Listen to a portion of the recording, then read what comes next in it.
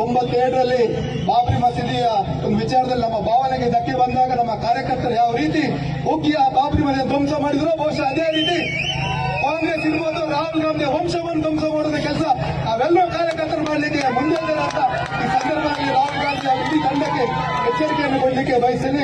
ನಮಸ್ಕಾರ, ಕನ್ನಡ ನ್ಯೂಸ್ಗೆ ಸ್ವಾಗತ. ನಾನು ನಿಶ್ಮಾ ಇರ್ಷಾದ್. ಸ್ನೇಹಿತರೆ, ನಾವು ಪ್ರಜಾಪ್ರಭುತ್ವದಲ್ಲಿದ್ದೇವಿಯಾ ಅಥವಾ ಯಾವುದೋ ತೃತೀಯ ದರ್ಜೆಯ ಗೂಂಡಾ ರಾಜ್ಯದಲ್ಲಿದ್ದೇವಿಯಾ ಯೋಚಿಸಿ. ಹಾಗೆ ಯೋಚಿಸಬೇಕಾದ ಅನಿವಾರ್ಯತೆ ಇವತ್ತಿನ ವರ್ಷಗಳಲ್ಲಿ ನಮಗೆ ಸಾಕಷ್ಟು ಬಾರಿ ಎದುರಾಗಿದೆ. Thanks to Modi, special thanks to BJP ಮತ್ತು ಅಲ್ಟ್ರಾ ಸ್ಪೆಷಲ್ ಥ್ಯಾಂಕ್ಸ್ ಟು ಅವರ ಬಾಸ್ RSS. ಇಷ್ಟೆಲ್ಲ ಮತ್ತೊಮ್ಮೆ ಹೇಳುವುದಕ್ಕೆ ಕಾರಣ ಇದೆ. ಉಡುಪಿಯ ಶಾಸಕ ಯಶ್ಪಾಲ್ ಸುವರ್ಣ ಮೈಕ್ ಹಿಡಿದು ಬೀದಿಯಲ್ಲಿ ನಿಂತು ರಾಹುಲ್ ಗಾಂಧಿಯ ಇಡೀ ವಂಶವನ್ನೇ ಬಾಬ್ರಿ ಮಸೀದಿ ತರ ಧ್ವಂಸ ಮಾಡ್ತೀವಿ ಅಂತೆಲ್ಲ ಬಹಿರಂಗವಾಗಿ ಕೊಲೆ ಬೆದರಿಕೆ ಹಾಕಿದ್ದಾರೆ. ನಾಚಿಕೆ ಆಗ್ಬೇಕು ಇವರಿಗೆ.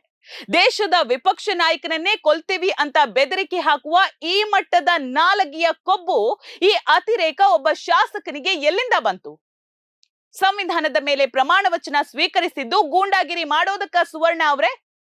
ಇವರ ಇಂತಹ ರೌಡಿ ವರ್ತನೆಗೆ ಇವತ್ತು ಇಡೀ ರಾಜ್ಯವೇ ಅಸಹ್ಯ ಪಟ್ಟುಕೊಳ್ಳುವಂತಾಗಿದೆ. ನೆನ್ಪಿಟ್ಕೊಳ್ಳಿ ಸ್ನೇಹಿತರೆ, ನಾನು ಮೊದಲೇ ಹೇಳಿದಂತೆ ಇದು ಯಾವುದೋ ಒಂದು ದಿನದ ಆಕಸ್ಮಿಕ ಘಟನೆಯಲ್ಲ. ಮೊನ್ನೆ CT ರವಿ, ನಿನ್ನೆ ಆ ಕಂಗನಾ ರಣಾವತ್, ಇವತ್ತು ಈ ಯಶ್ಪಾಲ್ ಸುವರ್ಣ. ಇವರೆಲ್ಲರೂ ಕೂಡ ಸಾಲು ಸಾಲಾಗಿ ಕೋಮು ದ್ವೇಷದ ವಿಷ ಕಾರ್ತಾ ಇರೋದು ಯಾಕೆ ಗೊತ್ತಾ? ಇವರಿಗೆ ಉರಿ ತಡ್ಕೊಳ್ಳೋಕೆ ಆಗ್ತಾ ಇಲ್ಲ. ಇವರ 56 ಇಂಚಿನ ಎದೆಯ ನಾಯಕನೇ ಯುವಕರ ಆಕ್ರೋಶದ ಮುಂದೆ ತಲೆ ಬಾಗ್ಬೇಕಾಯ್ತು.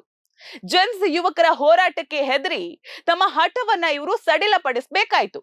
ಆ ಹಿನ್ನಡೆಯ ಉರಿಯನ್ನ ಮುಚ್ಚಿ ಹಾಕೋದಕ್ಕೆ ಈಗ ಮತ್ತೆ ದ್ವೇಷದ ಬೆಂಕಿ ಹಚ್ಚೋದಕ್ಕೆ ಇವರು ಹೊರಟಿದ್ದಾರೆ.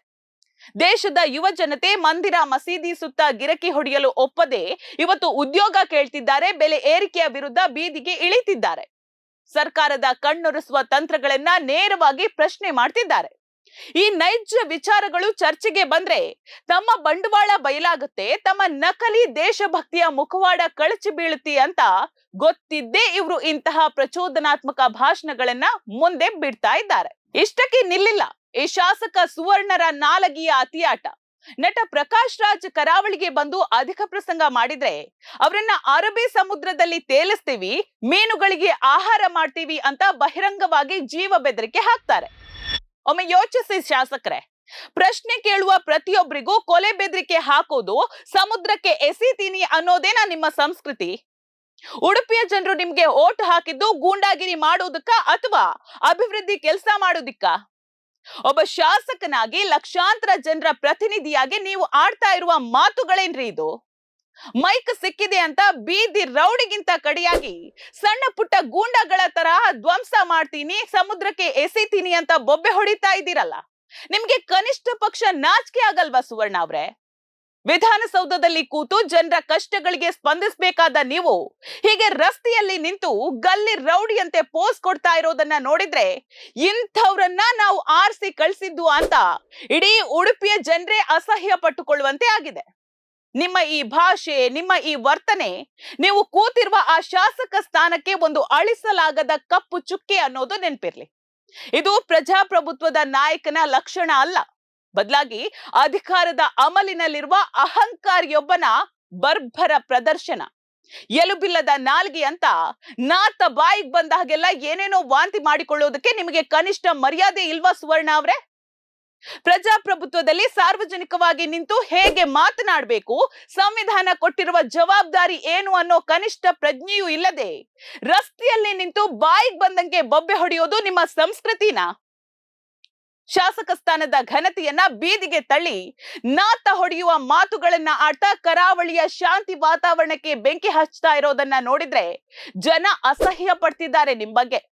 ಅಧಿಕಾರ ಇದೆ ಅನ್ನೋ ಅಹಂಕಾರದಲ್ಲಿ ಹೀಗೆ ನಾಲಗೆ ಹರಿಯ ಬಿಡ್ತಾ ಇದ್ರೆ ಮುಂಬರುವ ದಿನಗಳಲ್ಲಿ ಜನರೇ ನಿಮ್ಮ ಈ ಅತಿಯಾಟಕ್ಕೆ ತಕ್ಕ ಪಾಠ ಕಲಿಸ್ತಾರೆ, ನೆನ್ಪಿಟ್ಕೊಳ್ಳಿ.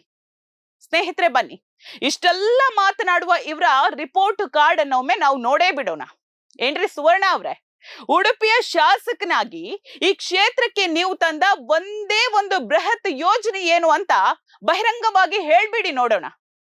ಕರಾವಳಿಯ ಬಡ ಮೀನುಗಾರರು ಕಷ್ಟದಲ್ಲಿದ್ದಾಗ, ಡೀಸೆಲ್ ಸಿಗದೆ ಪರದಾಡ್ತಾ ಇದ್ದಾಗ ಒಮ್ಮೆಯಾದ್ರೂ ಅವರ ಪರ ಗಟ್ಟಿಯಾಗಿ ನಿಂತು ನೀವು ಧ್ವನಿ ಎತ್ತಿದ್ದೀರಾ? ಅಲ್ಲಿನ ನಿರುದ್ಯೋಗಿ ಯುವಕರಿಗೆ ಕನಿಷ್ಠ ಒಂದು ಉದ್ಯೋಗ ಕೊಡುವ ಧೈರ್ಯ ಅಥವಾ ಯೋಜನೆ ನಿಮ್ಮ ಬಳಿ ಇದೆಯಾ ಹೇಳಿ? ಅದ್ಯಾವುದೂ ಇಲ್ಲ.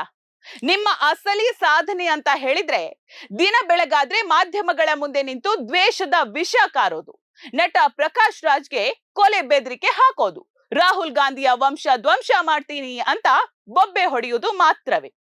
ಅಭಿವೃದ್ಧಿ ಬಗ್ಗೆ ಕೇಳಿದ್ರೆ ಕೈಲಾಗದವರು ದ್ವೇಷದ ಭಾಷಣ ಮಾಡ್ತಾರೆ ಅನ್ನೋದಕ್ಕೆ ನೀವೇ ಜೀವಂತ ಸಾಕ್ಷಿ. ಇನ್ನು ಮಣಿಪಾಲದ ಪ್ರಸಿದ್ಧ ಶಿಕ್ಷಣ ಸಂಸ್ಥೆಯ 7 ಜನ ಅಧ್ಯಾಪಕರು ವಿದ್ಯಾರ್ಥಿಗಳಿಗೆ ಗಾಂಜಾ ಪೂರೈಕೆ ಮಾಡ್ತಿದ್ದಾರೆ, ದೇಶ ವಿರೋಧಿ ಕೆಲಸ ಮಾಡ್ತಿದ್ದಾರೆ ಅಂತ ಗಂಭೀರ ಆರೋಪವನ್ನು ಈತ ಮಾಡಿದ್ದಾರೆ. ಕೇರಳ ಮತ್ತು ತಮಿಳುನಾಡು ಮೂಲದವರು ಎಂಬ ಒಂದೇ ಒಂದು ಕಾರಣಕ್ಕೆ ಯಾವುದೇ ಸಾಕ್ಷ್ಯಾಧಾರ ಇಲ್ಲದೆ ಶಿಕ್ಷಕರ ಮಾನಹಾನಿ ಮಾಡುವ ಹಕ್ಕು ನಿಮ್ಗೆ ಕೊಟ್ಟಿದ್ಯಾರ್ರಿ? ನಿಮ್ಮ ಬಳಿ ಆಧಾರ ಇದ್ರೆ ತಕ್ಷಣ ಪೊಲೀಸರಿಗೆ ಕೊಡಿ. ಅದನ್ನ ಬಿಟ್ಟು ಮಾಧ್ಯಮಗಳ ಮುಂದೆ ಕಪೋಲ ಕಲ್ಪಿತ ಕತೆ ಕಟ್ಟೋದು, ರಾಜಕೀಯ ಲಾಭವನ್ನ ಪಡೆಯೋದು ಬಿಟ್ಟು ಬಿಡ್ರಿ. ಕಾನೂನನ್ನ ಕೈಗೆತ್ತಿಕೊಳ್ಳೋದಕ್ಕೆ ಬೀದಿಯಲ್ಲಿ ನಿಂತು ನಾವೇ ನ್ಯಾಯ ತೀರ್ಮಾನ ಮಾಡ್ತೀವಿ ಅನ್ನೋದಕ್ಕೆ ಈ ಶಾಸಕ ಯಶ್ಪಾಲ್ ಸುವರ್ಣ ಯಾರ್ರಿ? ಹೀಗಿದ್ಮೇಲೆ ರಾಜ್ಯಕ್ಕೊಂದು ಗೃಹ ಇಲಾಖೆ ಯಾಕೆ ಬೇಕು? ನಿನ್ನೆಯಷ್ಟೇ ಗೃಹ ಸಚಿವರು ಹೆಮ್ಮೆಯಿಂದ ಹೇಳ್ಕೊಂಡಿದ್ದಾರೆ, ಕಳೆದ ಕೆಲವು ತಿಂಗಳುಗಳಿಂದ ರಾಜ್ಯದಲ್ಲಿ ಯಾವುದೇ ಕೋಮು ಗಲಭೆಯಾಗಿಲ್ಲ, ಶಾಂತಿ ನೆಲೆಸಿದೆ ಅಂತ. ಪರಿಸ್ಥಿತಿ ಹೀಗಿರುವಾಗ ಜನ ಶಾಂತಿಯಿಂದ ಬದುಕ್ತಿದ್ರೆ ಇವ್ರಿಗೆ ತಡ್ಕೊಳ್ಳೋಕೆ ಆಗ್ತಾ ಇಲ್ಲ ನೋಡಿ. ಮತ್ತೆ ನಾಡಿಗೆ ಬೆಂಕಿ ಹಚ್ಚಿ ಕೋಮು ದ್ವೇಷದ ಬೆಂಕಿಯಲ್ಲಿ ತಮ್ಮ ಬೇಳಿಯನ್ನ ಬೇಯಿಸಿಕೊಳ್ಳುವಂತಹ ಕೆಲಸಕ್ಕೆ ಇವರು ಮುಂದಾಗಿದ್ದಾರೆ.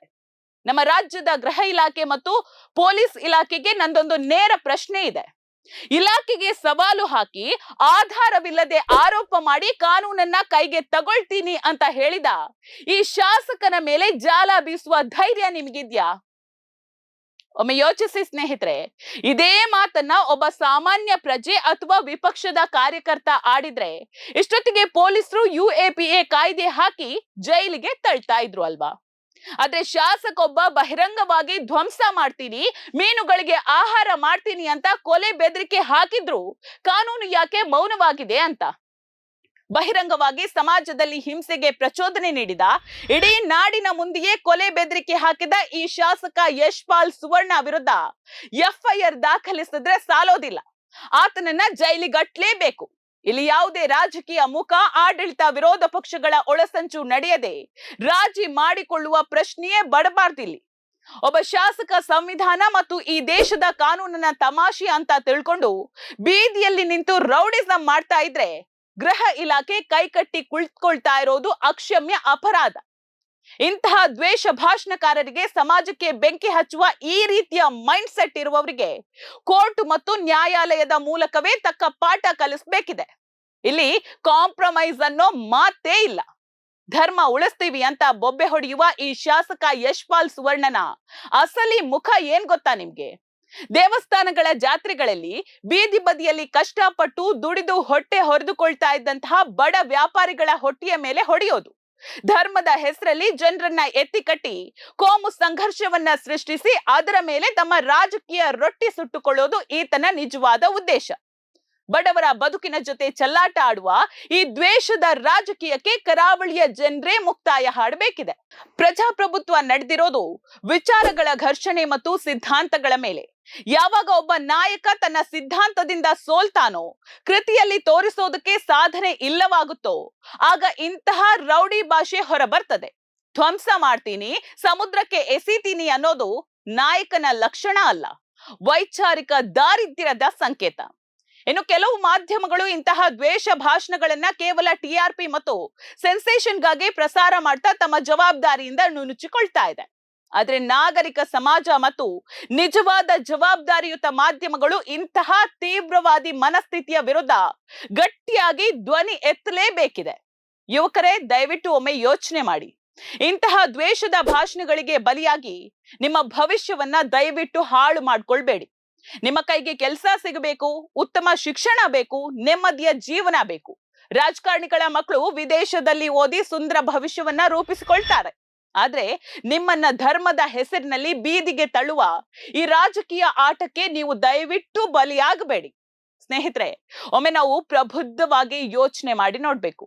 ತಮ್ಮ ಸ್ವಂತ ರಾಜಕೀಯ ಲಾಭಕ್ಕಾಗಿ ಕುರ್ಚಿಯ ಆಸೆಗೆ ಇಡೀ ಸಮಾಜವನ್ನ ವಿಭಜಿಸುವ, ಬೀದಿಯಲ್ಲಿ ನಿಂತು ಬಹಿರಂಗವಾಗಿ ಕೊಲೆ ಬೆದರಿಕೆ ಹಾಕುವ ಇಂತಹ ಶಾಸಕರ ನಡವಳಿಕೆ ಪ್ರಜಾಪ್ರಭುತ್ವಕ್ಕೆ ಶಾಪ ಅಲ್ವಾ? ತಲೆಯಲ್ಲೇನಿದೆ ಇವರಿಗೆ ಅಂತ. ನಾಡಿನ ಅಭಿವೃದ್ಧಿ ಬಗ್ಗೆ, ಯುವಕರ ಉದ್ಯೋಗದ ಬಗ್ಗೆ ಚರ್ಚೆ ಮಾಡುವ ಬದಲು ದ್ವೇಷದ ಬೆಂಕಿ ಹಚ್ಚುವ ಇಂತಹ ಜನಪ್ರತಿನಿಧಿಗಳ ಬಗ್ಗೆ ದಯವಿಟ್ಟು ಎಚ್ಚರಿಕೆಯಿಂದ ಇರೋಣ. ನಕಲಿ ದೇಶಭಕ್ತಿಯ ಮುಖವಾಡ ಧರಿಸಿದ ದ್ವೇಷದ ರಾಜಕಾರಣಿಗಳನ್ನ ಮುಖಾಮುಖಿಯಾಗಿ ಪ್ರಶ್ನಿಸಿ, ಸತ್ಯ ಮತ್ತು ಸೌಹಾರ್ದತೆಯ ಪರವಾಗಿ ಧ್ವನಿ ಎತ್ತೋಣ. ನೋಡ್ತಾ ಇರಿ ಸಮ ಸಮಾಜಕ್ಕಾಗಿ ಕನ್ನಡ ಒನ್ ನ್ಯೂಸ್. ನಮಸ್ಕಾರ.